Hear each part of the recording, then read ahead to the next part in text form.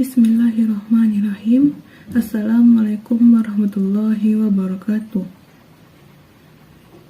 Baiklah, saya Hanafi Ramadhani dengan NIM 4121015 akan menjelaskan materi makalah saya, yaitu I'jazul Quran. Pengertian I'jazul Quran.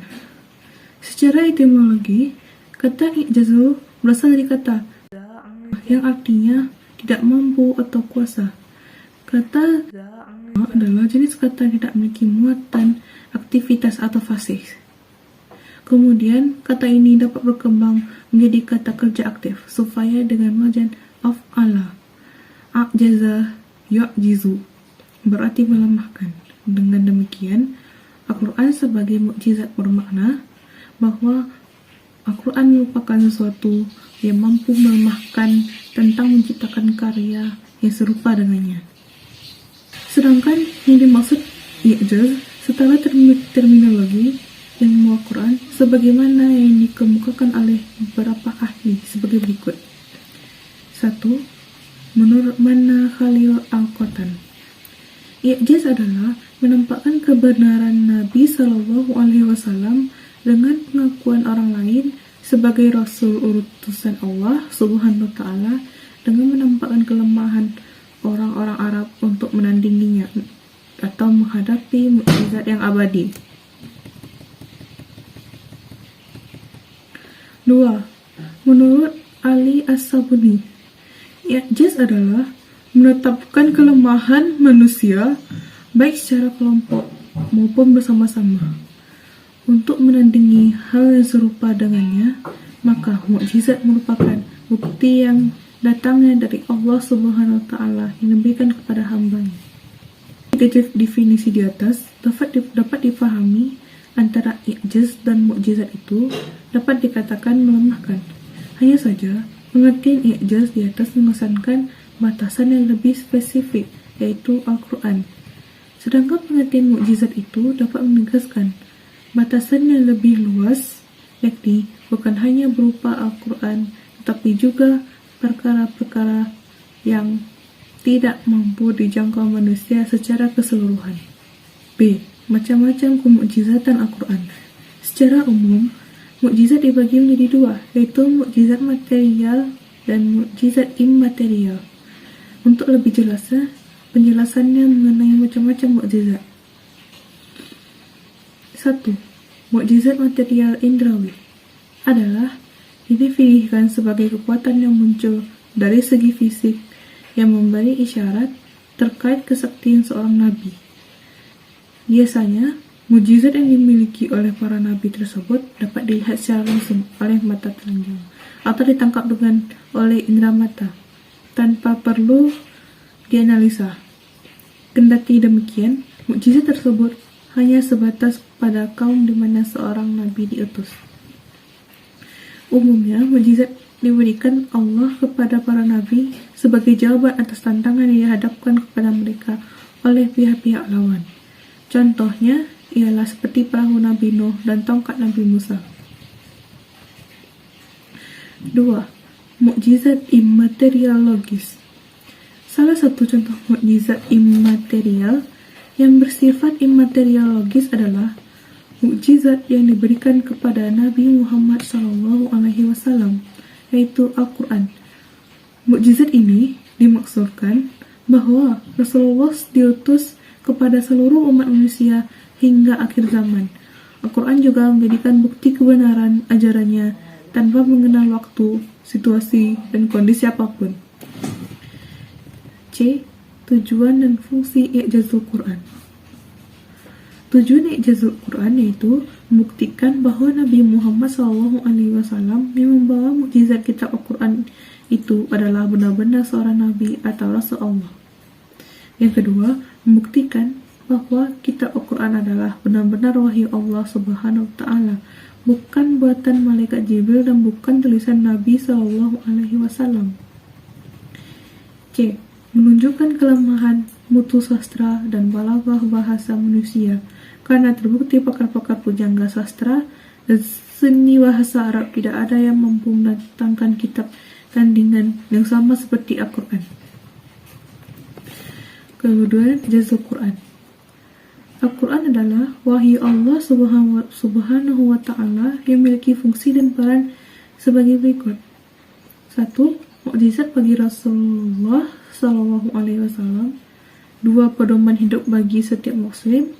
3. Kolektor dan penyempurnaan terhadap kitab-kitab Allah sebelumnya. Al-Quran tidak diragukan lagi sebagai pedoman hidup bagi setiap muslim. Di dalamnya terdapat ayat-ayat yang mengajak kepada kebajikan dan kebenaran menuju hidup yang lebih baik.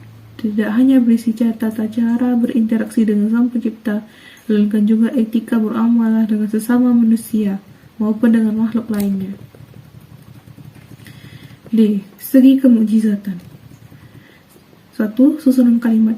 Kendati pun Al-Quran, hadis qudsi dan hadis nabawi sama-sama keluar dari mulut Nabi, tetapi uslub dan susunan bahasa sangat jauh berbeda. Al-Quran muncul dan uslub yang begitu indah. Uslub bahasa Al-Quran jauh lebih tinggi kualitasnya bila dibandingkan dengan yang lainnya. 2. Hukum ilahi yang sempurna. Al-Quran menjelaskan pokok akidah, norma-norma keutamaan, sopan santun, undang-undang ekonomi, politik sosial, dan kemasyarakatan, serta hukum-hukum ibadah. Apabila kita memperhatikan pokok-pokok ibadah, kita akan memperoleh kenyataan bahwa Islam telah memperluas dan menganeka-ragakan serta menamunya menjadi ibadah amaliyah. Seperti zakat dan sedekah, ada juga yang berupa ibadah amaliyah sekaligus ibadah badaniah, seperti berjuang di jalan Allah. 3. Gaya bahasa. Gaya bahasa Al-Quran membuat orang Arab pada saat itu merasa kagum dan terpesona.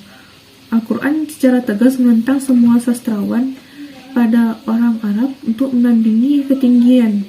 Al-Quran baik bahasa maupun susunannya. Setiap kali mereka mencoba menandingi, mereka mengalami kesulitan dan kegagalan, dan bahkan mencapai kecemoohan dari masyarakat. 4. Berita tentang hal-hal gaib. Sebagian ulama menjelaskan bahwa mukjizat Al-Quran itu adalah berita-berita gaib.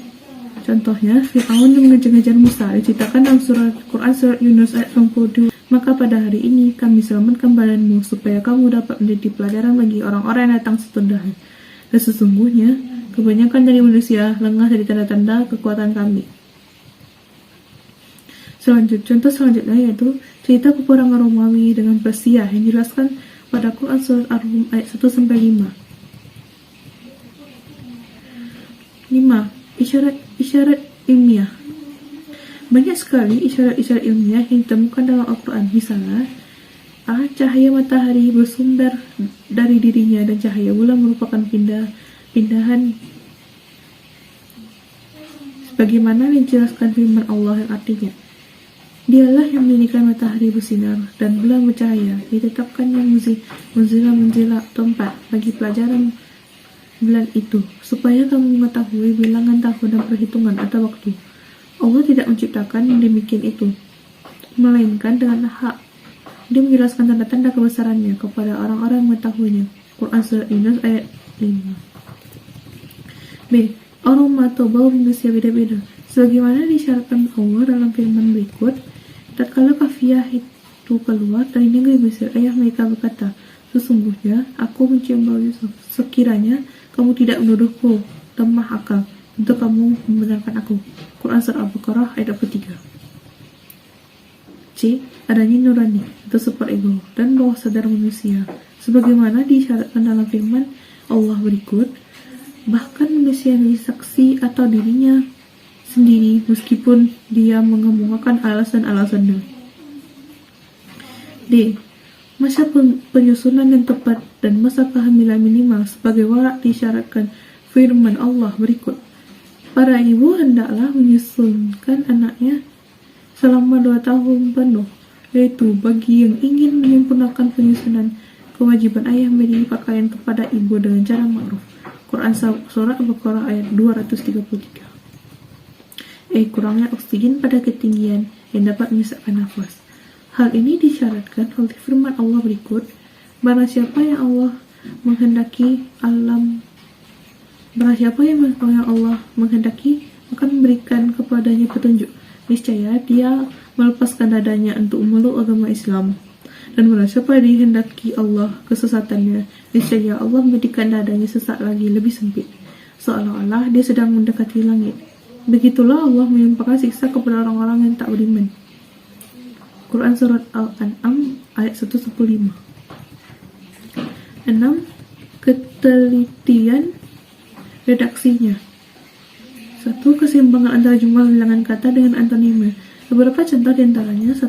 Al-Haya, hidup, dan Al-Maut, mati, masing-masing sebanyak 115 kali. 2. An-Naf, atau manfaat, dan Al-Madarah, mudarat, masing-masing sebanyak 50 kali. Al-Harf, panas, Al-Bard, dingin, masing-masing 4 kali. As-Salihat, atau kebajikan, dan Asy-Syai'at, keburukan, masing-masing 167 kali. At-Tumakninah, kelapangan atau ketenangan, dan Ad-Dik, kesempitan atau kesalahan, masing-masing 13 kali. Ar-Raghbah, cemas, takut, dan Ar-Raghabah, harap dan ingin, masing-masing 8 kali. Al-Kufur dan Al-Iman dalam bentuk definit, masing-masing 17 kali. As-Sayyid, musim panas, dan Asyita, musim dingin, masing-masing 1 kali. Keseimbangan jumlah bilangan kata dengan sinonim atau makna dikandungnya. 1. Al-Has dan Az-Ziyarah, membaca atau bertani, masing-masing 14 kali. Al-Uslub dan Al-Durur, membanggakan diri atau angkuh, masing-masing sebanyak 27 kali. C. At-Talun dan Al-Mauta, orang sesat atau mati, jiwanya, masing-masing sebanyak 17 kali. Sekian penyampaian materi dari saya. Mohon maaf jika ada kesalahan. Wassalamualaikum warahmatullahi wabarakatuh.